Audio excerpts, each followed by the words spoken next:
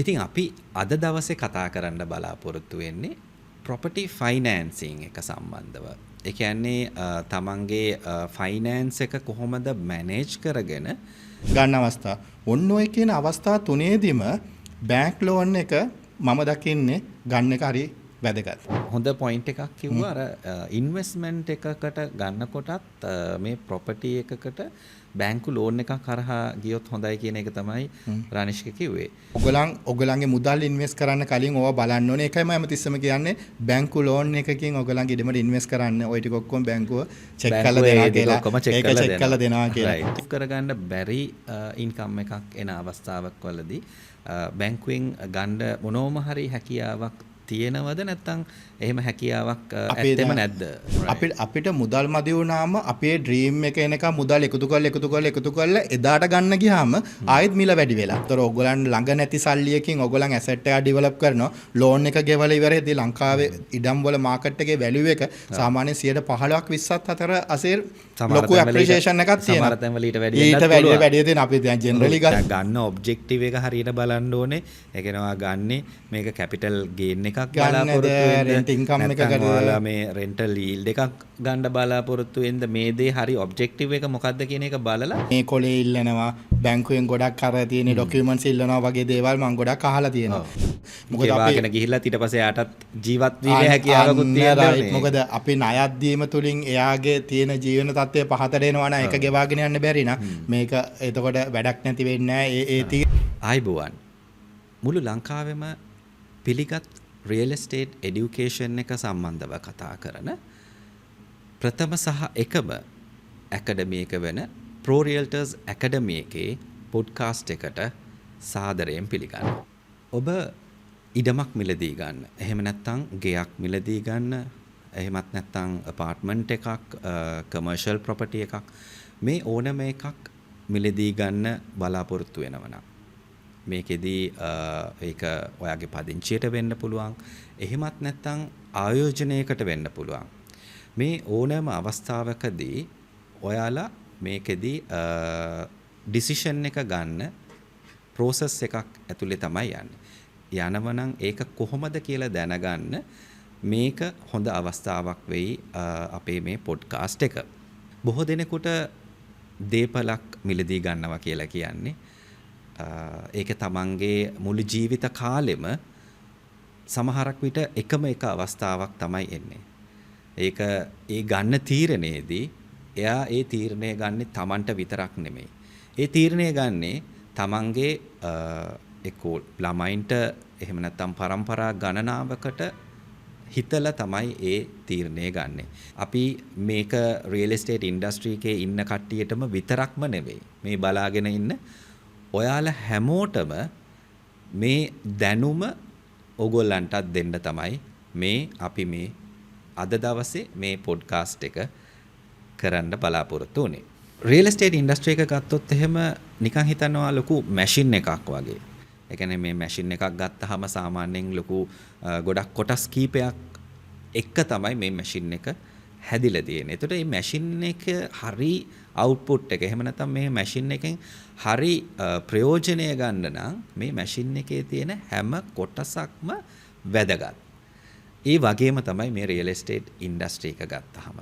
මේ real estate industry එකේ ගොඩක් ඒරියාස් තියෙනවා. එතකොට මේ ඒරියාස් හැම දෙයක්ම ගැන පොඩි අවබෝධයක් හරි ඕගොල්ලෝ හැමෝටම තියෙන්න ඕනේ. මොකද මම අර කලින් කිව්වා වගේ මේ රියල් එස්ටේට් ඩිසිෂන් එක කියලා කියන්නේ තමන් ගන්න ඉතාමත්ම රෙයා ඩිසිෂන් එකක්. ඉතින් මේ ඩිසිෂන් එක ගන්නකොට මේ හැම කොටසක් ගැනම පොඩි හරි අවබෝධයක් තියෙන්න ඕනේ කියන එක තමයි. ඉතින් අපි ඒකයි අපි මේ මැෂින් එකේ තියෙන හැම කොටසක් ගැනම අපි එකින් එක කතා කරන්න තමයි අපි බලාපොරොත්තු වෙන්නේ මේ පොඩ්කාස්ට් සීරීස් එකක් හරහා අපි මේ Pro Realtors Academy එකේ.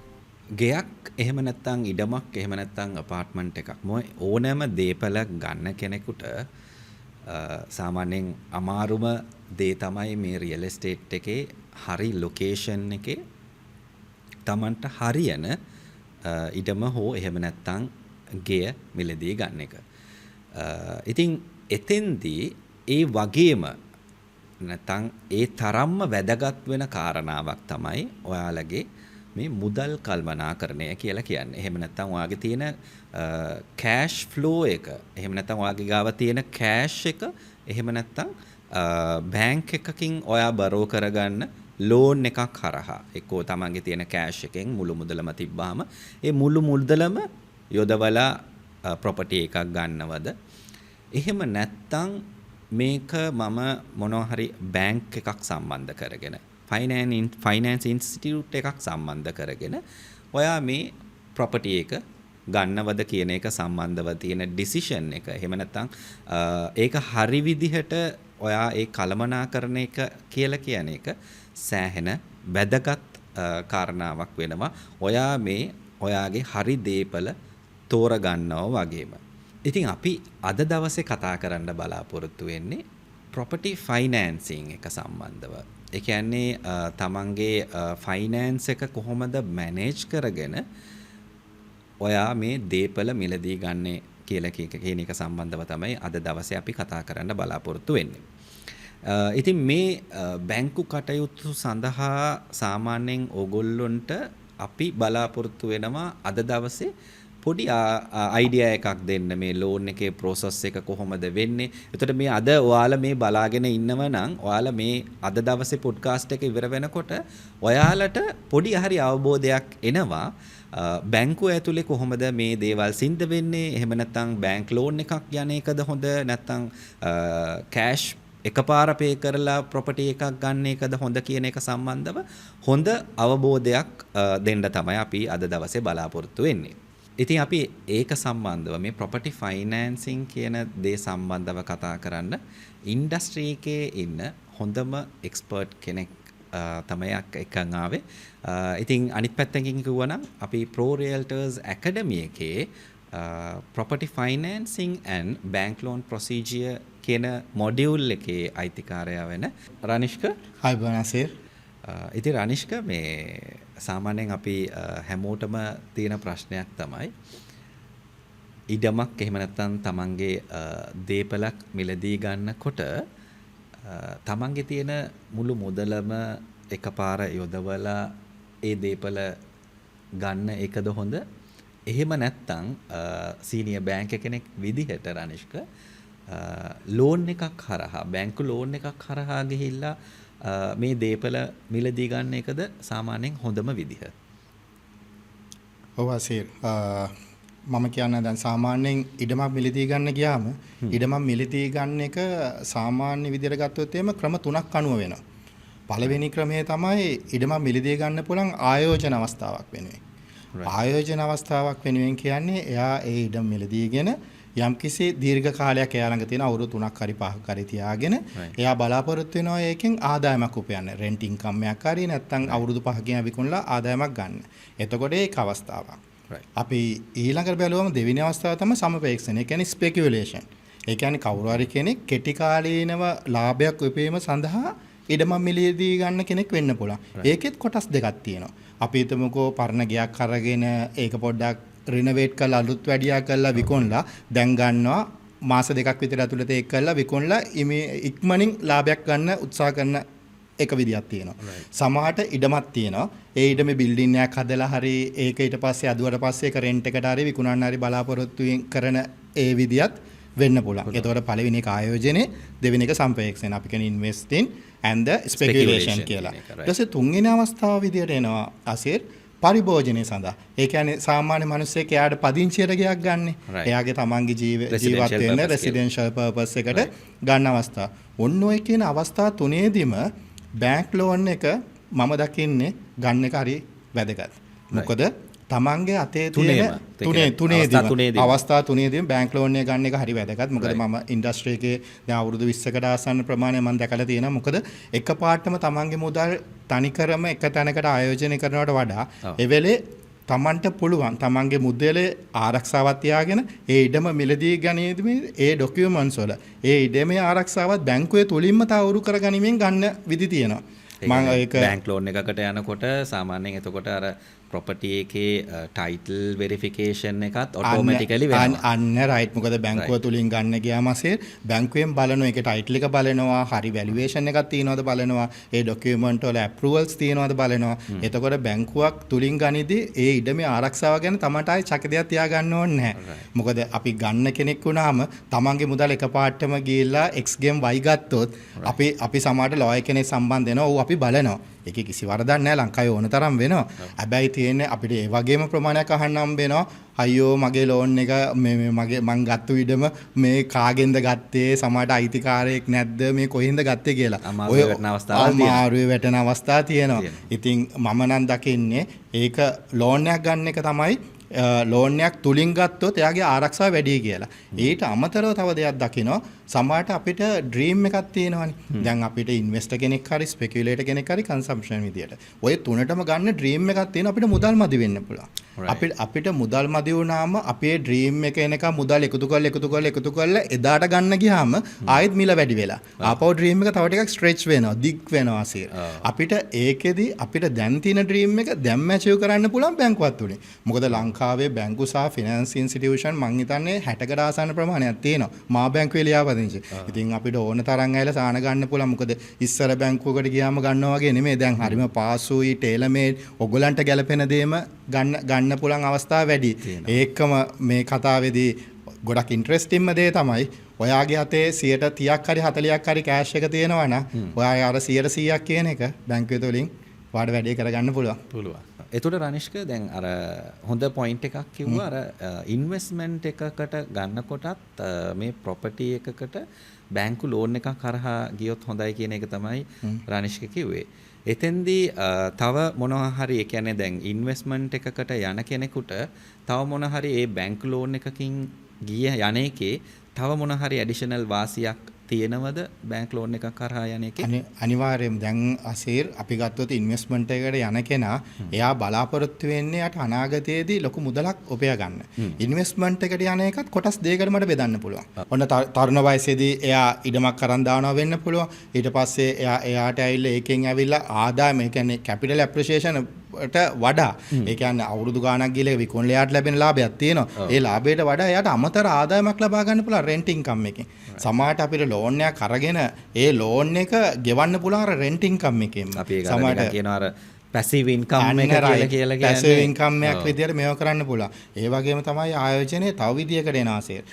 සමහරට ඔයා දැකලා ඇති දැන් පෞද්ගලික අංශයේ වැඩ කරන කෙනෙක් වුණාම එයාට පෙන්ෂන් එකක් නැහැ. එතකොට තියෙන ඒගොල්ලන් කොටක් බලනවා, ඒගොල්ලන්ට ස්ථිර ආදායමක් හොයාගන්න විදි.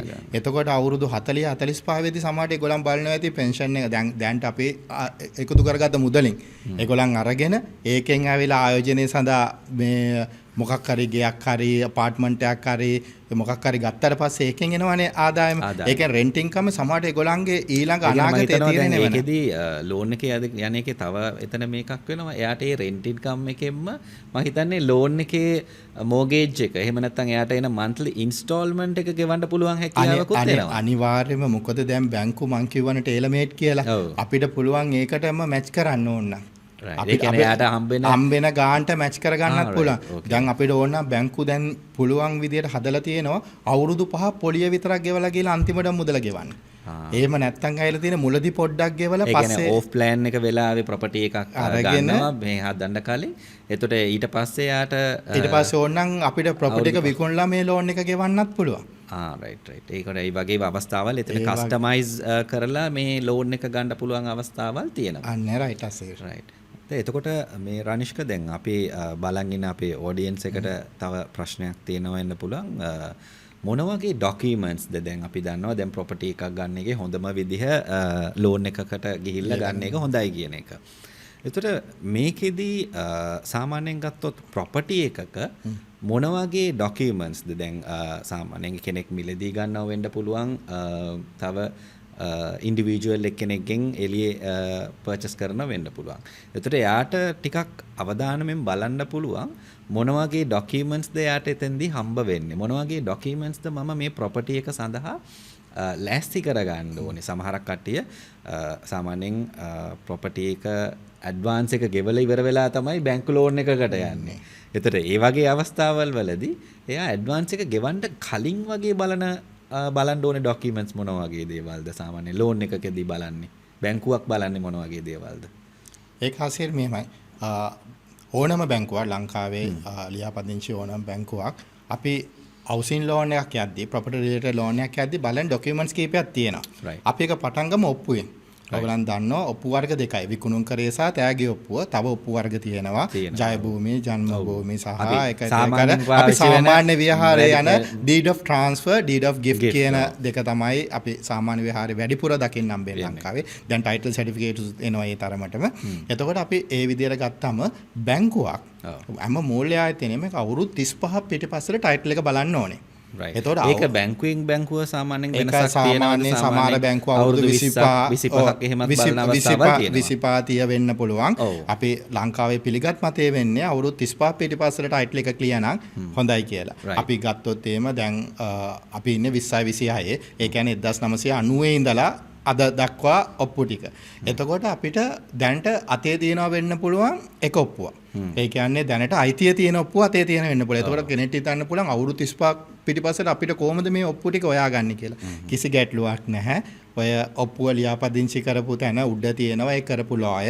ඒ ලෝයගේ කාර්යාලයෙන් ඒක ඉල්ල ගන්න පුළුවන්. එහෙම නැත්නම් ඉඩම් කාර්යාලය ලෑන්ඩ් රෙජිස්ටර් එකකින් වුණත් අපිට ඒක ගන්න පුළුවන්. එතකොට අපිට ඒකට අවශ්‍ය දේ සම්පාදනය කරාම එතකොට අපි දන්නවා අවුරුදු 35 පිටිපස්සට ඔප්පු ටික ගන්න පුළුවන් කියලා. ඒක අවශ්‍ය වෙන්නේ ඇත්තටම ඉමිකම් වාර්තාව හදන්න. ටයිටල් රිපෝට් එක හදන්න. ටයිටල් රිපෝට් එක අවුරුදු 35 පිටිපස්සට තිබුණොත් තමයි බැංකුවකින් ලෝන් එකක් ගන්න පුළුවන් වෙන්නේ. සමහරට අවුරුදු 20යි 25යි අතර තියෙනවා නම් ඒත් ගන්න පුළුවන් ටයිටල් ඉන්ෂුරන්ස් එකක් ඒ ටයිටල් ඉන්ෂුරන්ස් එකේදී මුකුත් එහෙම හානියක් නැහැ බැංකුවෙන් ලෝන් එකකුත් දෙනවා ඒ වුණාට අර හැබැයි අර තියෙන ටයිටල් ඉන්ෂුරන්ස් එකක් කරලා මොකක් හරි ඒකේ කවර් අප් එකකුත් එක්ක කරන දෙයක් තමයි දෙන්නේ හැබැයි ඉතින් ගොඩක්ම හොඳ දේ තමයි අපි ගන්න ඉඩම මොකද අපි අනාගතයට ගන්න ලැබෙන අපේ සිහින ඉඩම ටයිටල් එක සම්පූර්ණයෙන්ම ක්ලියර් වෙලා ගන්නවා නම් ඒක අපේ හිතටත් බයක් නැතිකම ඒක තමයි පළවෙනි ડોකියුමන්ට් එක විදිහට මට කියන්න පුළුවන් ඊට පස්සේ ඒ ඔප්පුවත් එක්කම තියෙනවා පිඹුරුපත කියලා සර්වේ ප්ලෑන් කියලා ඔය සර්වේ ප්ලෑන් එකක් හඳින්නේ සර්වේයර් විසින්. හරිද? එතකොට චාර්ටර්ඩ් සර්වේයර් කෙනෙක් ඇඳම ඒක සාමාන්‍යයෙන් අවුරුදු 10ක් ඇතුළත තමයි ඔය ප්ලෑන් එකේ වැලිඩිටි එක තියෙන්නේ. ඒක තමයි. දැන් ඒකේ බලංගුභාවය. අවුරුදු 10ක් නේද? ඒ අවුරුදු 10ක් ඇතුළත තමයි ප්ලෑන් එක සර්වේ කරපු දවසේ ඉඳන් අවුරුදු 10ක් ඇතුළත. රයිට්. සර්වේ කරන දවසේ අවුරුදු 10 තමයි වැලිඩිටි. අනිත් එක තමයි ඒක අනුමත වෙලා තියෙන්නත් ඕනේ. ප්‍රාදේශීය සභාවෙන් හෝ නගර සභාවෙන් අනුමත වෙලා තියෙන්න පුළුවන්. මොකද අපිට ඕන තරම් පිඹුරුපත් කැමති විදිහට අඳින්න පුළුවන්. මම අසේට උදාහරණයක් කියන්න. අසේට තියෙනවා අක්කරයක ඉඩමක්. අසේට පුළුවන් අක්කරේ දෙකට බෙදලා අක්කර භාගය අඳින්න. අසීට ඒකේ කිසිම නීතිමය බලපෑමක් නැහැ. හැබැයි ඔක නීත්‍යානුකූල ડોකියුමන්ට් එකක් වෙන්න නම් ඔක අනිවාර්යයෙන්ම අනුමැතියට දාන්න ඕනේ. ඇයි මම එහෙම කියන්නේ? දැන් ලංකාවේ විවිධ ප්‍රදේශ තියෙනවා. අපි ගත්තොත් එහෙම සමහර ප්‍රදේශවල පර්චේස් 30ට වඩා අඩුවෙන් කඩන්න දෙන්නේ නැහැ ඉඩමක්. එතකොට අපි කවුරු හරි එහෙම කඩලා විකුණන්න අපි ඇඩ්වාන්ස් කරලා තිබුණොත් ඔන්න බැංකුවට ගියාම ප්ලෑන් එක අනුමත කරන් එන්න කිව්වොත් අසීර් ඔන්න ප්‍රශ්නයක්. හරිද? ඒකෙන් වෙන්න පුළුවන්. එතකොට සමහර තැන්වලදී අපි හිතමු නගරපද නම් පර්චේස් 2 3 සමහර 1.5ට අනුමත හම්බ වෙනවා. මොකද ඒ ටවුන් එක මැද්දේ අපිට ලොකු ඉඩම් හොයාගන්න බැරි නිසා. ඒක නිසා අපි ඒක ගැන අවබෝධයක් තියෙන්න ඕනේ. මේක පර්චේස් 10ක් කඩන්න පුළුවන් එකක්ද එකක් කඩන්න පුළුවන් එකක්ද 30ක් කඩන්න පුළුවන් එකක්ද කියලා. ඒක නිසා තියෙන පිඹුරුපත කියන එක අනිවාර්යයෙන්ම වැදගත්. ඒක බලන්න ඕනේ අවුරුදු 10ක් ඇතුළත ප්ලෑන් එක ඇඳලා ඒක අනුමතයිද කියලා. දැන් සමහර ප්‍රශ්නයක් වෙන්න පුළුවන් 10න් පැනලා තිබුණොත් මොකද වෙන්නේ කියලා. ඒකට කොටස් දෙකක් තියෙනවා. ඕනනම් අලුතෙන් පිඹුරුපතක් ඇඳලා අනුමත කරගන්නත් පුළුවන්. නැත්නම් අර බවුන්ඩරිස් සර්ටිෆයි කරනවා කියලා ක්‍රමවේදයක් තියෙනවා. ඒ කියන්නේ ඒ සර්වේටම දීලා ඒ පොත සර්ටිෆයි කරගන්න මේක වෙනස් වෙලා නැහැ කියලා ඒක මේව කරගන්න පුළුවන්. එතකොට ඔප්පුවත් හරි ප්ලෑන් එකත් හරි. ඊට පස්සේ සමාට ගොඩ නැගිල්ලක් තියෙනවා වෙන්න පුළුවන්. ඕකේ. ඒකේ හදපු ගයක් බිල්ඩින් එකක් වෙන්න පුළුවන්. ඒකට අනිවාර්යයෙන්ම අනුමත ප්ලෑන් එකක් තියෙන්න ඕනේ. එතකොට දැන් අපි ගයක් වෙන්න පුළුවන්. එහෙම නැත්නම් එතන කමර්ෂල් බිල්ඩින් එකක් වෙන්න පුළුවන්.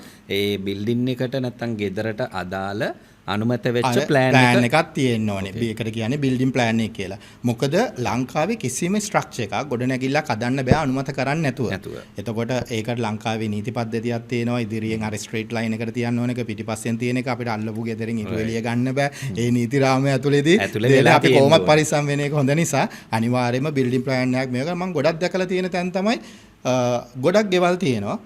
සමහර බිල්ඩින් ප්ලෑන් එක නැතුව තමයි හදලා තියෙන්නේ. එතකොට ඔන්න ඔයගලන්ට හිතේනවා වෙන්න පුළුවන් ගෙදර තැනත් හොඳයි. ගෙදරත් හොඳයි. හැබැයි බිල්ඩින් ප්ලෑන් එක නැහැ කියලා. එතකොට අපිට ගන්න බැරිද කියලා. ප්ලෑන් එක නැහැ කියලා. කිසි ප්‍රශ්නයක් නැහැ. බිල්ඩින් ප්ලෑන් එක නැත්තම් අපිට ආපහු නැවත බිල්ඩින් ප්ලෑන් එකක් ඇඳලා අනුමත කරගන්න පුළුවන්. ඒක නිසා ඒක නැහැ කියලා පිටිපස්සට එන්න නෙමෙයි මම කියන්නේ දැනුවත් වීම උදෙසා බිල්ඩින් ප්ලෑන් එක අවශ්‍යයි. නැත්තම් ප්‍රශ්නයක් නැහැ. ආපහු නැවත ඇඳලා ඒක අනුමත කරගන්න පුළුවන්. එතකොට බිල්ඩින් ප්ලෑන් එක අනුමත වෙලා තියෙනවා. ඔන්න හරි. බිල්ඩින් ප්ලෑන් එක අනුමත වෙලා තිබුණා කියලා සමහරට අදල ඉවර නම් ඒකට අනිවාර්යෙන් COC එක තියෙන්න ඕනේ. Certificate of Conformity. ඒ කියන්නේ අර කියන බිල්ඩින් ප්ලෑන් එකට අනුකූලව ඉඩම හැදුවද කියලා. බිල්ඩින් එක හැදුවද කියලා. ඒක තමයි මේකෙන් තමයි මේ පෙන්නන්නේ මේක හරි විදිහට හදලා තියෙනවද කියන එක. අන්න රයිට්. සමහරට දැන් අදාගෙන යන ගමන් හිතෙනවා දුවට පුතාට මේ පැත්තේ කාමරයක් තිබුණා නම් හොඳයි.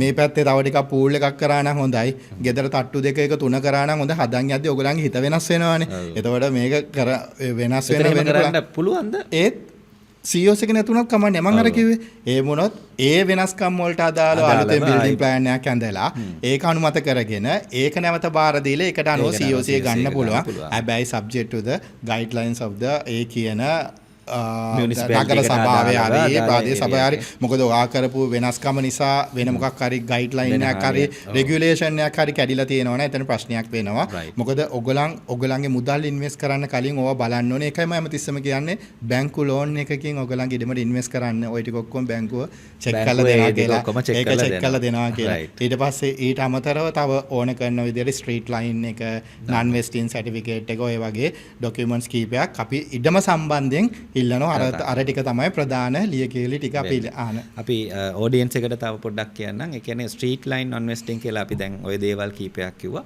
අපි තව වෙනම සෙෂන් එකක් අපි කරන්න බලාපොරොත්තු වෙනවා මේ ප්‍රාදේශ සභාව ඩොකියුමන්ට් සම්බන්ධව ඔතොරිටි සම්බන්ධව ඒ සම්බන්ධව අපි වෙනම අපි පොඩ්කාස්ට් එකක් අරන් එන්නම් ඕගොල්ලන්ට ඉතින් තව ප්‍රශ්නයක් එනවා මට මෙතෙන්දී දැන් හරි අපි ඉඩම පැත්තෙන් නැත්නම් දේපල පැත්තෙන් අදාළව ડોකියුමන්ට්ස් මොනවද කියන එක අපි දැන් කතා කරා.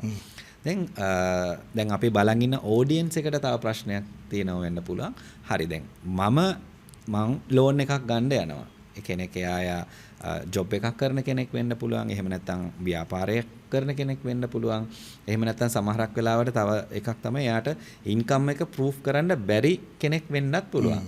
ඒ ඒරියාස් තුනේම මට රනිෂ්ක චුට්ටක් කියන්න පුළුවන්ද ඒ කොටස් තුනටම ඒ අදාළ කට්ටියට මොන වගේ ડોකියුමන්ට්ස්ද ඒගොල්ලන්ට අවශ්‍ය වෙන්නේ එතකොට දැන් අපි ලෝන් එකකට කෙනෙක් ආවම අපි බලනවා එයා ලෝන් එක ගන්න යන්නේ ඇසේ එයාගේ පුද්ගලික විදියටද කම්පැනි විදියටද කියලා. ඒ කියන්නේ එයා ජොබ් එකක් කරන කෙනෙක් නම් නැත්නම් කම්පැනි නමින්ද ගන්න කියලා. කම්පැනි එකක් තියෙනවා නම් කම්පැනි නමින්ද ගන්න කියලා. අපි හිතමු පුද්ගලික කෙනෙක් ආවොත් අපි මුලින්ම අපි දැන් කතා කරමු ඒතකොට ජොබ් එකක් කරන කෙනෙක් කියලා. අපි හිතමු පුද්ගලික විදියට ආවිලා ජොබ් එකක් කරන කෙනෙක් ආවේ කියලා. අපි මුලින්ම එයාගේ NIC එක ඉල්ලලා අනිවාර්යයෙන්ම වැලිඩ් ડોකියුමන්ට් එකක් විදියට NIC එක හරි DL එක හරි පාස්පෝර්ට් එක හරි තියෙනවා. අයි අපි ඒක ඉල්ලන්නේ. එකෙන් අපි තවුරු කරනවා එම පුද්ගලයා කියලා. ඒ ලෝන් එක ගන්නෙ නෙම පුද්ගලයා කියලා. සමහරට වෙන පුද්ගලෙක් වෙන්න පුළුවන්. එම පුද්ගලයා තවුරු කරගෙන පස්සේ අන්‍යතාවය තවුරු කරගත්තෙන් පස්සේ අපි පළවෙනිම කරන දෙයක් තමයි අපි යාගේ ක්‍රිබ් එක බලන එක. ක්‍රිබ් එක කියන්නේ ඒකෙන් අපිට දැනගන්න පුළුවන් එයාගේ ණය විස්තරය අවුරුදු දෙකක් පිටිපස්සට එයා ගත්ත හැම ණයකම එයා කොහොමද ගෙවලා තියෙන්නේ එයාට අපහසුතාවය ලක් වෙලා තියෙනවද හැමදේම රේටින් එකක් එක්ක එනවා. එතකොට අපිට ඒකෙදි බැංකුවට ඩිසිෂන්ස් තියෙනවා.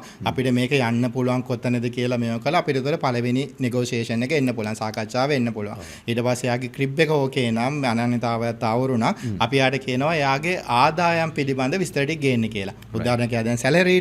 එතකොට අපි යාට කියනවා එහෙනම් මාස 3ක සැලරි ස්ලිප්ස් ටික ගේන්න කියලා. එතකොට යා මාස 3ක අරන් එනවා. එතකොට මාස 3 සැලරි ස්ලිප් එක ඒකේ එන net income එක net salary එක අපි bank statement එකකුත් ඉල්ලනවා බැංකු විස්තරයක් මොකද අර කියන ඉලක්කම අර බැංකුවේ තියනවාද කියලා ඒක සංසන්දනය කරලා බලනවා මොකද අර එකයි මේකයි අතර වෙනසක් වෙන්න පුළුවන් නිසා එතකොට දැන් ඔබතුමා කොහොමද දන්නවා ෂෙයාර් තියෙන්නේ සාමාන්‍යයෙන් ඕම වෙනස්කම් වෙන්න පුළුවන් අද කාලේ එයාගේ salary statement එකේ තියෙන එක බැංකුවට යන්න නැති වෙන්න පුළුවන් එතකොට ආපහු ඇර තියෙන අපේ නම් කියනවා salary confirmation එකක් අරන් එන්න කියලා ඒගොල්ලන්ගේ HR එකෙන් මෙයාට ඇත්තටම හම්බෙන salary එක මේක කොට එන්නේ මේක කාඩ් එකකින් දීලා තියෙනවා මේක එම කියලා. එතකොට අපිට ඒක පුළුවන් ඒ කම්පැනිට අනුව අපිට ඒක තහවුරු කරගන්න. ඊට පස්සේ සමහරවිට දැන් ඕකෙන් පස්සේ අපි ගණන් හදලා බලනවනේ යාට ණය ගෙවීමක් කියාව ගැන. එයා ඉල්ලන මුදලයි දැන් මේකයි ක්‍රිබ් එකේ තියෙන ණයයි යාට ගෙවන් යන්න පුළුවන්ද කියලා. සමහරට එයා හරි උනන්දුයි. ඒ වැඩේ කරන්න ඕනේ. අපිටත් හොඳ කස්ටමර් එකක් අපිට පේනවා. නමුත් එයාගේ ආදායමේ පොඩි පරතරයක් තියෙනවා. ඒ පරතරයට අපිට පුළුවන් එයාගෙන් අහන්න හරි. ඔයාගේ ඔය ප්‍රධාන ආදායම් මාර්ගයට අමතරව වෙනද මොකද දැන් ගොඩක් අය පැසිව් ඉන්කම් වල ඉන්නේ. හරිද? ඒගොල්ලන් එයා සමහරට තව සෙකන්ඩරි ඉන්කම් එකක් තියෙනවා. අනිවාර්යයෙන්ම. එතකොට ඒක සමහරට එයා වෙන ජොබ් එකක් කරනවා වෙන්න පුළුවන්. එහෙම නැත්නම් එයා රෙන්ට් එකට දීපු ගෙයක් තියෙනවා වෙන්න පුළුවන්. රෙන්ට් එකට දීපු කාර් එකක් දෙන්න පුළුවන්. එයාට පොල්ලුවත් එකකින් හොඳ ආදායමක් නැත්නම් වෙන මොකක් හරි තියෙන තේ හරි ගම්බිරිස් හරි සිනමන් හරි මොන හරි ආදායමක් තියෙන වෙන්න පුළුවන්. සමහරට අපිට පේනවට වඩා අපි උදාහරණයක් ගත්තොත් එහෙම එයාගේ සැලරි එකට අනුව නම් එයාට 2,30,000යි එහෙ වගේ පොඩි ගාණක් තියෙන්නේ. නමුත් ඇයිලා එයාට ලොකු අපාර්ට්මන්ට් එකක් ගහන්න ඕනේ හොඳ තැනක්. එයා හරි උනන්දුයි ඒකට. එතකොට එයාගේ උනන්දුව ඇවිල්ලා තියෙන එයා දන්නවා එයාගේ කැපැසිටි එක තියෙනවා කියලා. ඒක අපිට නොපෙනෙන මානෙ තිබුණොත් අපි එව්වත් බැංකුව විදියට එයාගේ අහනවා. අපිට එනං ගෙනත් දෙන්න ඔයාගේ අද ඉන්කම් වල තියෙන ප්‍රූෆ් ටික කියලා. එයා ඒක ගෙනත් දුන්නම ඒ දෙකම දාලා බලන්න පුළුවන්. ඒක ඇවිල්ලා ඒක පුද්ගලයෙක් විදියට ඇවිල්ලා බලද්දි. අපි හිතමු කම්පැනියක් විදියට ආවොත් අපේ කම්පැනි ආයලා තියෙන BR එකකින් රෙජිස්ට්‍රේෂන් එක බලනවා. ඒකට තියෙන ඩිරෙක්ටර්ස්ලා අරගෙන ඔන්න ක්‍රිප් රන් කරලා බලනවා. අර සාමාන්‍ය සම්ප්‍රදාන කූලව කොහොමද ඒගොල්ලන්ගේ ණය ගෙවීමක් කියාව ඒ ටික ඔක්කොම බලනවා. ඊට පස්සේ කම්පැනි එකට අර තියෙන සැරේ ස්ලිප්ස් විදියට නෙමෙයි එන්නේ. ඒගොල්ලන්ගේ ආදායම තවරු කරගන්න පුළුවන් දේ තමයි ඔඩිටඩ් රිපෝට්ස් කියන්නේ. ඒතකොට විගණනය කර accounts ඊට පස්සේ කළමනාකරන ඔඩිටඩ් accounts ඔඩිටඩ් accounts සහ කළමනාකරන ගිනුම් කියලා. ඒ කියන්නේ audited accounts and management accounts. අපි කියනවා දෙකම බලන් දෙන්න කියලා. මොකද ලංකාවේ audited accounts එක කළමනාකරන accounts අතර යම් කිසි gap එකක් තියෙනවා වෙන්න පුළුවන්. ඒක මම දැකලා තියෙන දෙයක්. ඉතින් ඒක නිසා අපි දෙකෙන් මිල්ලනවා. audited accounts අවුරුදු දෙකක්, management එක අවුරුදු 3ක් හරි දෙකක් හරි. ඒගොල්ලන්ට පාසු විදියට දෙන්න කියලා අපිට ඒකෙන් බලන්න පුළුවන් කොහොමද කියලා. ඊට අමතරව අපි ඒගොල්ලන්ගෙත් ඉල්ලනවා බැංකු විස්තරේ. එතකොට අපිට බැංකු විස්තරය තුලින් බලා ගන්න පුළුවන් එයාගේ ව්‍යාපාරයේ ක්‍රමවේදය අනුව. ඒ කියන්නේ එයාගේ ව්‍යාපාරයේ ස්වභාවය අනුව. කොච්චර මුදලක් ඇවිල්ලා තියෙනවද අපි එතන විසිට් කරලා බලනවා. ඉන්ඩිවිජුවල් කෙනෙක් වගේ නෙමෙයි. ඉන්ඩිවිජුවල් කෙනෙක් සාක්කුවටම වෙන ප්‍රමාණය අපිට හොයා ගන්න බෑ ආසේ. අපේ කම්පැනි එක නම් අපිට ලේසියෙන් බලන්න පුළුවන්. මොකද එතන ගියාම ඒකේ ෆැක්ටරි එකේ සයිස් එක, එම්ප්ලොයිස්ලා, එතකොට කී දෙනෙක් ඉන්නවද, කැපැසිටි ඔක්කොම බැලුවම අපිට තේරෙනවා බැංකු නිලධාරීන් විදියට මේගොල්ලන්ගේ කොහොමද කියලා. එතකොට අපිට ඒක ලබා දීමේ පසුකම තියෙනවා. එතකොට ඒකේ මම අර තුන්වෙනි කෙනා විදිහට මම ඇහුවා ඉන් කේස් එයාට දැන් අපි කියමුකෝ අර කිව්වා වගේ ප්‍රූෆ් කරගන්න බැරි ඉන්කම් එකක් එන අවස්ථාවක් වලදී බැංකුවෙන් ගන්න මොනෝම හරි හැකියාවක් තියෙනවද නැත්නම් එහෙම හැකියාවක් ඇත්තෙම නැද්ද? අපි දැන් ප්‍රූෆ් කරගන්න බැරි ඉන්කම් එක කියන්නේ දැන් අපි හිතමුකෝ ඉන්ඩිවිජුවල් කෙනෙක්ට යාට ඉන්කම් එක දෙයක් ගයක් රෙන්ට් එකට දීලා තියෙනවා. රයිට්. එයාට රෙන්ට් ඇග්‍රීමන්ට් කරලත් නැහැ. රෙන්ට් ඇග්‍රීමන්ට් එක කරලා තියෙනවා. එයාගේ බැංකුවකට දාලා නෑ සල්ලි. රයිට්. හරිද? එතකොට රෙන්ට් ඇග්‍රීමන්ට් කරලා හෝ නැතුව බැංකුවටත් දාන්න නැතුව එයා ඇවිල්ලා අපිට කියනවා රෙන්ට් ඇග්‍රීමන්ට් එකක් තියෙනවා කියලා. එයා කියනවා මාසෙකට 35000ක් ලැබෙනවා කියලා. අපි කොහොමද බලන්නේ? ඒක හරිද? එතකොට බැංකුවක හැබැයි එතෙන්දී අපිට එයාට ලීස් ඇග්‍රීමන්ට් එකකුත් තිබිලා එයාට ඒක බැංකුවකට ලියාපදිංචි කරලා එතකොට ඒක බැංකුවට ස්ටේට්මන්ට් එක කරහා ඒක ප්‍රූෆ් කරගන්න පුළුවන් නම් අපිට ගන්න පුළුවන්. එතෙන්දී ඒ කියන්නේ මම හිතන විදිහට ඒ මොනොත් රනිෂ්ක සාමාන්‍යයෙන් ප්‍රූෆ් කරගන්න පුළුවන් විදිහකට මොන හරි ඒ කියන්නේ බැංකුවකට ඉදිරිපත් කරලා මෙන්න මේ වගේ ආදායමක් මට තියෙනවා කියලා ප්‍රූෆ් කරගන්න පුළුවන් අවස්ථාවක් තිබ්බොත් ඒ කියන්නේ යාට ලෝන් එක බැංකුවක් කන්සිඩර් කරනවා ලෝන් එකක් දෙන්න. යන්න හරි. එතකොට අපි හිතමු දැන් අද වෙද්දි දැන් මේ ඔඩියන්ස් එකක් ආගෙන ඉන්නවනේ. අද වෙද්දි ඔයගොල්ලන් ඇවිල්ලා ඔයගොල්ලන්ගේ මේවා දාලා තිබුණ නැත්තම් ඒක අතට නම් අරන් තිබුණේ. හැබැයි ඉදිරියටත් ඇවිල්ලා ඔයගොල්ලන් මොන හරි දෙයක් කරන්න බලාපොරොත්තු වෙනවනම් ඔයගොල්ලන්ට අද තමයි දවස රෙන්ට් ඇග්‍රීමන්ට් ලියාපදිංචි කරගන්න. හරිද? බැංකුවක් කරා ගනුදෙනු කරන්න. එතකොට තියෙන ඒකේ දැන් වාහන රෙන්ට් එකට දීලා තියෙන වෙන්න පුළුවන්. ඒක ආදායම බැංකුවක් කරා ගනුදෙනු කරන්න. ඒක අර පොලියෙන් පොඩි ගාණක් ඇවිල්ලා විත්හෝල්ඩින් ටැක්ස් හරි මොනවාරි අඩු වුණාට ඔයගලන්ට ඉදිරියට ලැබෙන වාස්තිය ගොඩක් වැඩි. මොකද බැංකු ලෝන් එකකින් ඉඩම ගනිද්දී ඔයගලන්ගේ අතේ තියෙන ඕනේ 140ක් විතරනේ. මොකද 70ක් 60ක් ඇවිල්ලා ලෝන් එක ගන්න පුළුවන්. ඒතර ඔයගලන් ළඟ නැති සල්ලියකින් ඔයගලන් ඇසෙට් එක ඩෙවලොප් කරනවා. ලෝන් එක ගෙවලා ඉවරෙද්දී ලංකාවේ ඉඩම් වල මාකට් එකේ වැලියු එක සාමාන්‍යයෙන් 15ක් 20ක් අතර අසෙර ලොකු ඇප්‍රීෂියේෂන් එකක් තියෙනවා. සමහර තැන්වල ඊට වැඩි තියෙන අපි දැන් ජෙනරලි ගත්තොත් එහෙම සාමාන්‍යයෙන් ගත්තොත් 15 20ක් වෙනවා. අවුරුදු 5ක ඒ 15 20 කියලා කියන එකත් වෙන කිසිම අවස්ථාවන් වලදී වාට ඒ වගේ ඇප්‍රීසියේෂන් එකක් ගන්න විදියක් නැහැ. ඒක නිසා අවුරුදු 5කින් ඩබල් වෙලා. ඉතින් සමහර අවුරුදු 3කින් 2කින් ඩබල් වෙන්නත් පුළුවන්. ඉතින් ඒක නිසා අනිත් එක තමයි අසිර මම තව දෙයක් කියන්න ඕනේ. ඉඩමක් ගනිද්දී අර මම කොයි හරි තැනක ඉඩමක් ගන්නවා කොයි හරි තැනක ඉන්වෙස්ට් කරනවා කියන එක නෙමෙයි. අපි ආයෙත් ඒකට ආයෙත් තියෙන මහා විදිහට වයිස් වෙන්න ඕනේ හිතන්න ඕනේ. දැන් අපිට රෙන්ට් ඉන්කම් එකක් නම් බලාපොරොත්තු වෙන්නේ ඔයගොල්ලන් හයි එන්ඩ්ම තැනක අරගෙන හැබැයි රෙන්ට් ඊල්ඩ් එක අඩු වෙන්න පුළුවන් ඊට පස්සේ රෙන්ට් එක අරකට සාපේක්ෂව මදි වෙන්න පුළුවන්. හැබැයි ඔයගොල්ලන් කැපිටල් ගේන් එක වැඩි වෙන්න පුළුවන්. ආයෙත් විකුණද්දි. ඒ කියන්නේ යා ගන්න ඔබ්ජෙක්ටිව් එක හරියට බලන්න ඕනේ. ඒ කියන්නේ ඔයා ගන්නේ මේක කැපිටල් ගේන් එකක් බලාපොරොත්තු වෙන්න රෙන්ට් ඉන්කම් එකකට ඔයාලා මේ රෙන්ටල් ඊල්ඩ් එකක් ගන්න බලාපොරොත්තු වෙන්න මේ දේ හරි ඔබ්ජෙක්ටිව් එක මොකක්ද කියන එක බලලා ඒක හම්බුනේ තමයි අපි ඉන්වෙස්ට් කරන්න තියෙන්නේ. දැනට තියෙන්නේ සබර්බ් ඒරියාස් වල ඉඩම් වල ගොඩ ලොකු ඉල්ලීමක් තියෙනවා. ඒතර ඒක ගැන බලන්න පුළුවන් සහ අපාර්ට්මන්ට්ස්. රයිට් රනිෂ්ක දැන් අපි මේ කතා කරේ අපි ඉඩමක හරි නැත්නම් දීපලේ ડોකියුමන්ට්ස් මොනවද කියන එක කතා කරා. ඊට පස්සේ අපි කස්ටමර් කෙනෙක් අපි බලන් ඉන්න කට්ටිය ලෝන් එකකට යනවා නම් ඒකට අදාළව මොනවද අවශ්‍ය කරන ડોකියුමන්ට්ස් ගැන කතා කරා. අපි දන්නේ නැහැනේ දැන් බැංකුව ඇතුලේ අපි දන්නේ එළියෙන් තමයි අපි දන්නේ බැංකුව ඇතුලේ සාමාන්‍යයෙන් ගත්තොත් ලෝන් එකකට සමහරක් වෙලාවට සමහරක් බැංකුවලදී ටයිම් පීරියඩ් එක වෙනස් වෙන්න පුළුවන් ඇති මං හිතන්නේ. එතකොට මේ ලෝන් එකේ යන ටයිම් පීරියඩ් එක සාමාන්‍යයෙන් කොච්චරක් විතර යනවද කියන එකයි අනිත් පැත්තෙන් බැංකුව ඇතුලේ මොන වගේ ප්‍රොසීජර්ස් මොන වගේ process එකක්ද සාමාන්‍යයෙන් වෙන්නේ රනිෂ්ක? මේ මාසේ අපි ගත්තොත් එහෙම ලෝන් එකක් ඉවැලුවේට් කරන්න බැංකුවකට වැඩ කරන දවස් 20ක් ඒ කියන්නේ කැලෙන්ඩර් මාසෙකින් වගේ පුළුවන්. හැබැයි තියෙන්නේ දැන් සාමාන්‍ය ජීවිතයේදී මේ අර ගොඩක් අහලා තියෙනවා ටිකක් ඒක කල් ගියා මම යන සැරේට මේ කොලේ ඉල්ලනවා බැංකුවෙන් ගොඩක් අර තියෙන ડોකියුමන්ට්ස් ඉල්ලනවා වගේ දේවල් මම ගොඩක් අහලා තියෙනවා. ඒකට හේතුව තමයි අපි කලින් කතා කරපු ડોකියුමන්ට්ස් ගැන. අපි උදාහරණයක් ගත්තොත් එහෙනම් බැංකුවට මුලින් ගිහින් දෙනවා අපි අර මේ ඔප්පුව විතරක්.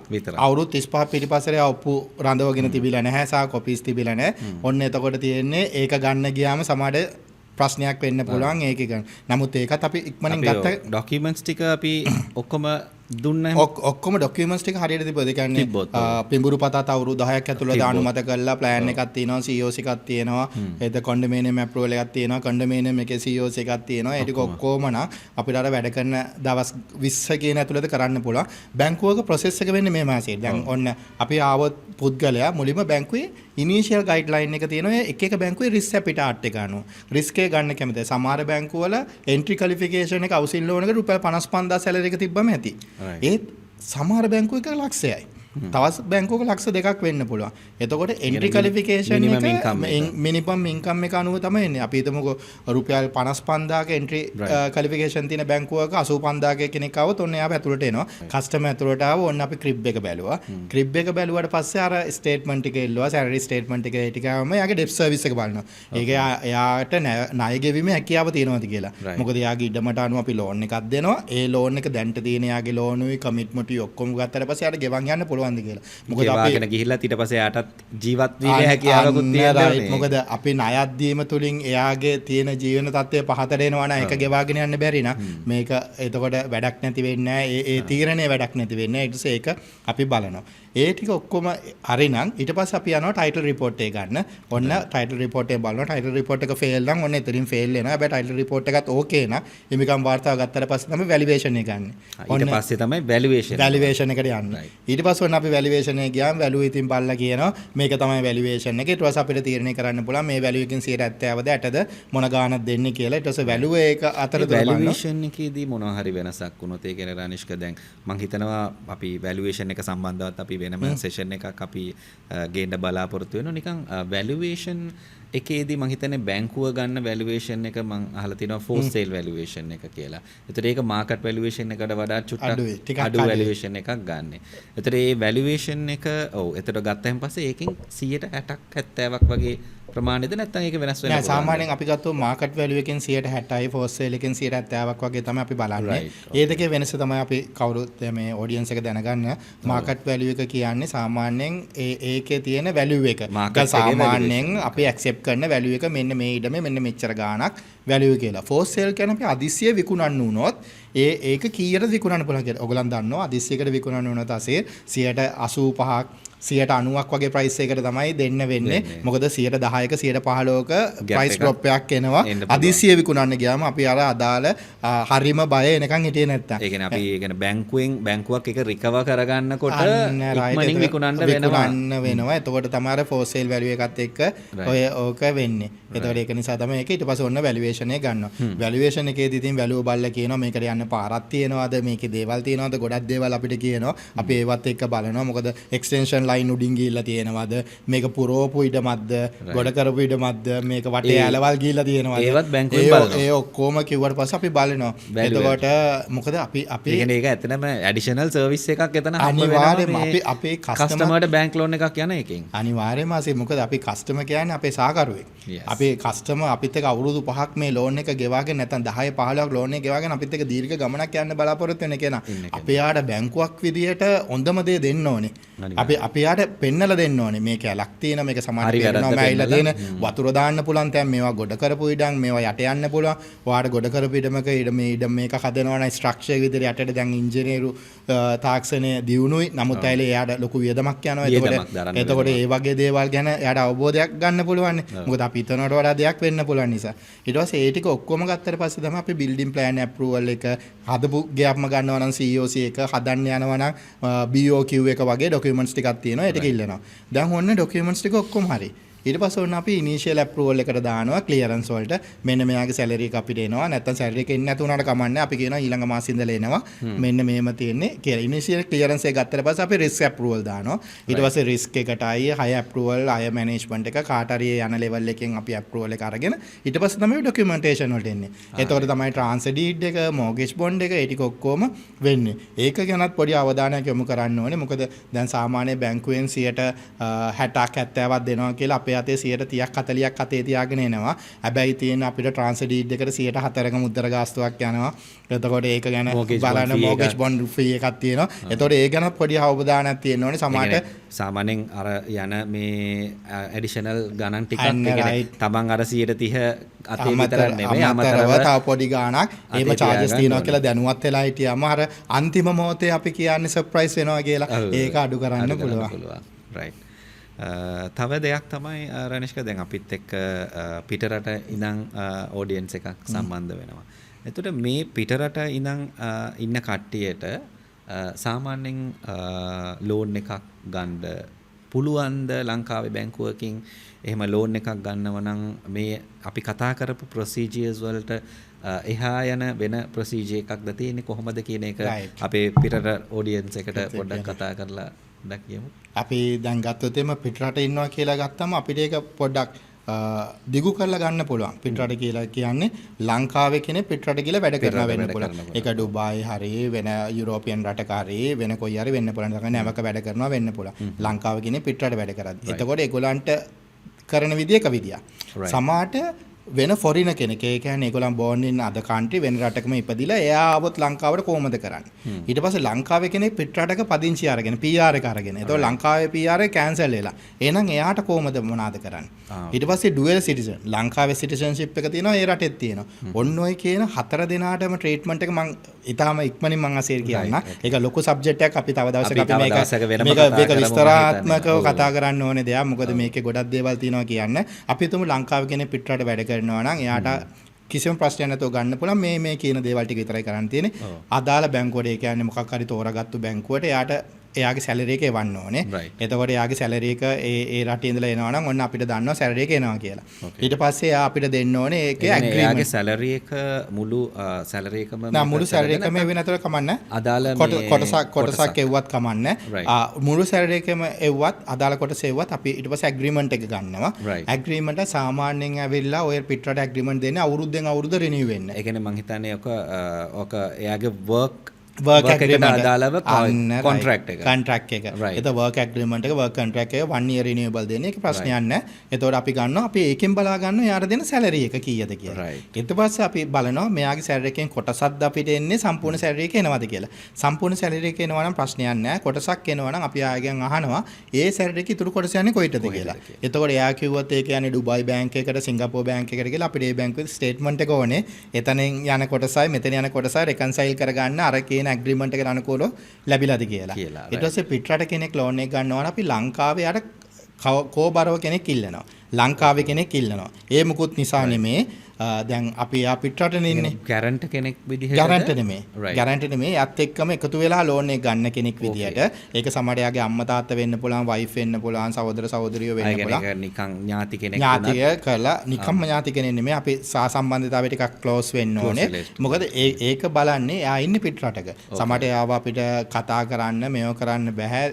යම් කිසි ප්‍රමාණයකින් බැංකුවට ගෙවීමට අත්පසු වෙලා මොන හරි දෙයක් වුණොත් අපිට ලංකාවේ තියෙනවා තැනක් ගිහිල්ලා කතා කරලා ඒගොල්ලන් එක කමියුනිකේට් කරන්නේ. එතකොට ඒගොල්ලන්ට ඒක පණිවිඩය දෙන්න පුළුවන් නිසා. අර ඒකේ මුදලේ ආරක්ෂාව උදෙසා. ඊට පස්සේ අපිට කස්ටමර් කන්ටැක්ට් කරගන්න පුළුවන්ද කියලා බලනවා WhatsApp කරා. හරි මොකක් හරි ක්‍රමයකින් මොකද එයා එතකොට අපිත් ඒක කතා කරන්න ඕනේ. ඇත්තටම එයාට දෝමනාව තියෙන්නේ කියලා. නැත්තම් අපි කොහොමද දන්නේ එයාමද මේ ලෝන් එක ගන්න කියලා. එතකොට අපිට ඒ වැඩේ එම කරනවා. ඊට පස්සේ ඒකත් කරාට පස්සේ අපි බලනවා ඔය ලෝකේ තියෙනවා සැන්ක්ෂන් කන්ට්‍රීස් කියලා. සමහර රටවල වලින් මුදල් ලෙවන්න අමාරුයි. ඒ කියන්නේ එක නීති පනවපු රටවල් තියෙන. එතකොට පොඩි ඇප්‍රූවල් ප්‍රොසෙස් එකක් තියෙනවා සෙන්ට්‍රල් බැංක් එක කරා. ඒම රටක නම් අපිට නීති පද්ධතිය වෙනස්, සාමාන්‍ය රටක නම් නීති පද්ධතිය වෙනස්. ඒකත් බලනවා. ඊට පස්සේ ඒක බැලුවාට පස්සේ පිටරට ඉන්න කෙනෙක්ට අර ලංකාවේ ඉන්න කෙනෙක්ට අවුරුදු 15 20 10 වගේ දීර්ඝ කාලීනව හවුසින් ලෝන් එකක් ගන්න පුළුවන්. හැබැයි පිටරට ඉන්න කෙනෙක්ට ලංකාවේ කෙනෙක් පිටරට වැඩ කරන කෙනාට එයාට උපරිම අවුරුදු 5කට වගේ තමයි ගොඩක් බැංකු දෙන්න මේ වෙන්නේ. මොකද 7ක් උනත් කන්සිඩර් කරන්න පුළුවන්. හැබැයි ගොඩක් වෙලාට බැංකු try කරනවා 5කට සීමා කරන්න. මොකද අපි හිතනවා යා අවුරුදු 5කට වඩා ඒ රටේ ඉන්න එකක් නැහැ. අර 1 year agreement එක අවුරුදු 5කට වඩා වෙනස් කරලා යා වෙන රටකට යන්න පුළුවන්, වෙන ආයතනයකට යන්න පුළුවන්. එතකොට යාට අර මේව කරලා යන්න පුළුවන්. එතකොට ඕක තමයි එක විදිය. ඊට පස්සේ අපි ගත්තොත් එහෙම පිටරට කෙනෙක් කෙලින්ම ෆොරින කෙනෙක් වුණොත් ඊට පස්සේ නැත්තම් ලංකාවේ සිටිසන් non citizen කෙනෙක් වුණොත් ලංකාවේ කෙනෙක් පිටරට ගිහිල්ලා අපේ PR එක නැත්තම් එතකොට ඒගොල්ලන්ට බලපාන්නේ ඒගොල්ලන්ට ලංකාවේ ඇතුලේ මේ අපාර්ට්මන්ට් එකක් වගේ ගන්නවා නම් කොහොමද මම හිතන්නේ යාලට non citizen නම් අපිට ඉඩමක් හරි ගයක් හරි ගන්න අවස්ථාවක් නැති වෙයි. එහෙනම් අපාර්ට්මන්ට් එකක් හැබැයි දැන් යාට අපාර්ට්මන්ට් එකක් ගන්නව නෑ කිසි ප්‍රශ්නයක් නෑ. ලංකාවේ දැන් ඉස්සර නම් 3rd floor එකෙන් 4th floor එකෙන් උඩ කියලා කිව්වට දැන් ඕනම floor එකක් ගන්න පුළුවන්. කොන්ඩොමිනියම් යන ඕනම floor එකක ඉඳන් ගන්න පුළුවන්. යාට ඩිරෙක්ට් ඉන්වෙස්ට්මන්ට් කරන්න පුළුවන්. ඒකට බැංකු හැම බැංකුවෙම තියෙනවා IIA account කියලා, inward investment account කියලා. ඒක through යාට ඉන්වෙස්ට් කරලා ඒක ලංකාවට ගෙනල්ලා විකුණලා එයාගේ ලාභේ කිසිම ප්‍රශ්නයක් නැතුව පිටරට ගෙනියන්නත් පුළුවන්. හැබැයි වාසිය වෙන්නේ මම හිතන්නේ මේ එයා ඒක through ගෙනාව නම් මම හිතන්නේ එයා කොයිම කාලයක හරි එයා මේ property එක වික්කොත් ඒ සල්ලි ඒ account එක හරහාම අපේ රටට ගෙනියන්න පුළුවන්. නීති අනුකූල ක්‍රමවේදයෙන් ගෙනාවොත් ඒ වාසිය ගන්න පුළුවන්. ඊට අමතරව කෙනෙක්ට උවමනා වෙන්න පුළුවන් එයාට ලංකාවේ ඉඩමක් පොළවක්ම ගන්න. ඒ කියන්නේ ලෑන්ඩ් එකක්ම ගන්න. එතකොට එයාට කෙලින්ම ඉන්වෙස්ට් කරන්න බෑ. ඒ මොනොත එයා ලංකාව ඇතුලේ කම්පැනියක් ඒ කියන්නේ තව ලංකාවේ කෙනෙක් එක්ක එකතු වෙලා සම්බන්ධ කරලා ලංකාවේ කම්පැනියක් දාලා ලංකාවේ ඇතුලේ කෙනාට අවම වශයෙන් 150ක ස්ටේක් එකක් තියෙන්න ඕනේ කම්පැනි අයිතිය.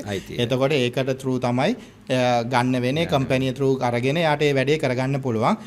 හැබැයි long term lease නම් ඒගොල්ලන් කිසි ප්‍රශ්නයක් නැහැ. ඔයගොල්ලන් දැකලා ඇති කොළඹ තියෙන ගොඩාක් ඔය ඉඩම් වල long term lease තමයි අරගෙන තියෙන 99 අවුරුදු බදු හරි මේව කළේ. එතකොට ෆොරින කෙනෙක්ට ඒ විදිහට යන්න පුළුවන්. ඊට පස්සේ අපි ගත්තොත් dual citizen කෙනෙක්ට ලංකාවේ කෙනෙක්ට වගේම තමයි ට්‍රීට් කරන්නේ. මොකද එයා අපේ සිටිසන් කෙනෙක්. එයාට ඒ විදිහටම අපේ ලංකාවේ කලින් කතා කරපුවා යන්න පුළුවන්. මේක මම කතා කරේ හරිම කෙටියෙන්. මොකද මේක ගොඩාක් ලොකු වාස් සබ්ජෙක්ට් එකක්. අපි දවසක ආයෙත් කතා කරමු මේක විස්තරات එක්කම. අනිවාර්යයෙන්. රාජික අපි මේ සෑහෙන මම හිතන්නේ දේවල් ටිකක් කතා කරා අද දවසේ. මම හිතන්නේ මේ අපේ ලිමිටඩ් ටයිම් එකේදී අවසාන වශයෙන් රනිෂ්ක මොකද්ද අපේ බලන් ඉන්න ඔඩියන්ස් එකට මොන වගේ දෙයක්ද කියන්න තියෙන කියන දැන් මෙතන දැන් අපි කතා කරේ මේ ඒරියා එක සම්බන්ධව මොන වගේ දෙයක්ද රනිෂ්කට කියන්න තියෙන්නේ? ඔව් අසේ දැන් අපි ගත්තොත් එහෙම ගොඩක් දේවල් මේකදී අපි කතා කරා. මේ කතා කරපු දේවල් ඔක්කොම මම කිව්වේ ඔයගලන්ගේ ඉන්වෙස්ටර් කෙනෙක් විදියට අර ස්පෙකියුලේටර් කෙනෙක්ට අර කන්සම්ප්ෂන් පර්පස් හරි ගන්නවා නම් අපි මොනවාද කරන්න ඕනේ මොනවාද හිතන්න ඕනේ සහ ડોකියුමන්ට්ස් ප්‍රොසීජර්ස් දැන් ඔයගලන්ට යම්කිසි දල අවබෝධයක් ඇති ඒ මේව කරපුවා. මොකද මට ඕන උනේ බැංකු පද්ධතියත් එක්ක සහසම්බන්ධ වෙලා ඔයගලන්ගේ සීනිය සබා කරගන්නේ කොහොමද කියලා. එතකොට දැන් අපි ගත්තොත් එහෙම මේ පිළිබඳ ගොඩක් ග්‍රේ ඒරියාස් තියෙනවා ලංකාවේ. අපි කොහොමද මේවා ගණගන්නේ? මේවා ගැඹුරු සබ්ජෙක්ට් එකක්. අර තියෙන ඉස්සර වගේ නෙමෙයි ඉස්සර අර තිබුණාට වඩා මේක දැන් ගොඩාක් ලොකු ඒරියා එකක් තියෙනවා. මේකට මම හිතන්නේ මම රෙකමන්ඩ් කරනවා ඇත්තටම මමත් ලෙක්චරින් කරන තැන banking and finance ඔයගොල්ලන්ට මාවත් හම්බෙන්න පුළුවන් අපේ Power Related Academy එකට ආවොත් දැන් අපිට මේක ඇතුලේ property finance කියන subject එක Power Related කියන academy එකේ මං ඇතුළුව තව ගොඩක් කට්ටිය ඉන්න ඔයගොල්ලන්ට ඒක තව ගැඹුරින් කියලා දෙන්න. එතකොට ඔයගොල්ලන්ට පුළුවන් මේකට investor කෙනෙක් විදියට හරි speculator කෙනෙක් විදියට හරි ඔයගොල්ලන්ගේ දෙයක් කරනවා නම් මේ property සම්බන්ධයෙන් තව ගැඹුරු තමන්ම පදිංචි වෙන්න හරි ඒක මේක ගන්න උනත් ඒ knowledge එක අරගෙන මේ දැනුම අරගෙන ඔයගොල්ලන්ගේ අමතර ආදායමත් වැඩි කරගෙන තව කෙනෙක්ට කියලා දෙන්න අපිත් එක්ක එකතු වෙන්න කියලා මම ඉල්ලනවා. right thank you රනිෂ්ක ඔයාගේ වෙලාවත් වෙන් කරගෙන අපිත් එක්ක මේ සම්බන්ධ වෙච්ච එක සම්බන්ධව මේ අද මම හිතනවා මේ සෑහෙන ඒරියා එකක් රනිෂ්කත් කතා කරා වගේ දැනට ඕගොල්ලන්ට දන්නේ නැති මම හිතනවා කරුණු කාරණා කීපයක් කතා කරලා ඇති සහ බැංක් ලෝන් එකකින් ලෝන් එක යන්නේකද වාසි එහෙම නැත්නම් අතේ තියෙන මුදල් පාවිච්චි කරන එකද හොඳම විදිහ ගැන කියන එක මම හිතන්නේ හොඳ අවබෝධයක් ඇවිල්ලා ඇති. ඉතින් මෙතෙන්දී ඕගොල්ලන්ට තියෙන මොනවා හරි ගැටලු බැංක් ලෝන් සම්බන්ධව තව මොනවා හරි ගැටලු එහෙම නැත්නම් තව මේ රියල් එස්ටේට් එකේ මම මුලදීම සඳහන් කරා වගේ මේක ලොකු මැෂින් එකක් වගේ කොටස් කීපයක් තියෙනවා. අපිත් ඉදිරියේදී කතා කරන්න බලාපොරොත්තු වෙනවා තනි තනි වෙනම පොඩ්කාස්ට් වලින් මේ අදාළ සබ්ජෙක්ට් එකේ හැම ඒරියා එකක්ම. හැබැයි ඕගොල්ලන්ටත් මේ සම්බන්ධව මොනවා හරි ප්‍රශ්නයක් තියෙනවා වෙන්න පුළුවන්. ඉතින් අපේ කමෙන්ට් සෙක්ෂන් එක විවුර්තයි ඕගොල්ලන්ට මොන වගේ දෙයක්ද? මොකද මේ අපි ප්‍රථම සහ එකම රියල් එස්ටේට් ඇකඩමි එක විදිහට අපි අපේ රෙස්පොන්සිබිලිටි එක අපි මේ කමියුනිටි එක හරි විදිහට දැනුවත් කරන එක. ඉතින් ඕගොල්ලන්ට මොන හරි ප්‍රශ්නයක් තියෙනවා නම් රියල් එස්ටේට් සම්බන්ධව මේ දේ මට දැනගත්තා නම් හොඳයි. මේ වගේ ටොපික් එකක් ඊළඟට අපිත් එක්ක බෙදා ගන්න කියලා මොනවා හරි දෙයක් තියෙනවා නම් ඕගොල්ලන්ට පුළුවන් අපේ කමෙන්ට් සෙක්ෂන් එකේ දාන්න. ඒකත් එක්ක ඕගොල්ලන්ට අපිව සබ්ස්ක්‍රයිබ් කරලා තියාගත්තොත් ඕගොල්ලන්ට අපි මේ ගේන කන්ටෙන්ට් එක දිගටම රියල් එස්ටේට් එක සම්බන්ධව හොඳ අදහසක් ගන්න ඒක උදව්වක්